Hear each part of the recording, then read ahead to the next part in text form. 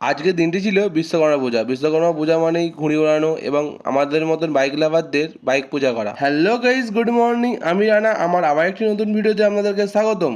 আজ যেহেতু আমাদের রান্না পূজার পরের দিন পান্না ছিল, তাই জন্য সর্বপ্রথম মা মনসাকে ভাত দিয়ে দেওয়া হলো। এছাড়াও প্রতি বছরে নয়, এবছরেও পান্নার দিনে বিশ্বকর্মা পূজা হয়ে থাকে। আজ যেহেতু বিশ্বকর্মা পুজো ছিল, তাই জন্য আমি এবং আমার ভাই মিলে বাইকগুলি ধুয়ে নিচ্ছিলাম। বাইকগুলি ধোয়াধুয়ি সম্পূর্ণ হয়ে যাওয়ার পর সারিবদ্ধভাবে রেখে দিলাম, কারণ কিছুক্ষণ পরই আসবে ব্রাহ্মণ ঠাকুর বাইকগুলি পুজো করবার জন্য। ব্রাহ্মণ ঠাকুর আসবার পর সর্বপ্রথম মা মনসা দেবীকে পুজো করা সম্পূর্ণ করলো। তারপর আমার দুটি বাইক এবং একটি স্কুটি পুজো করিয়ে নেওয়া হলো।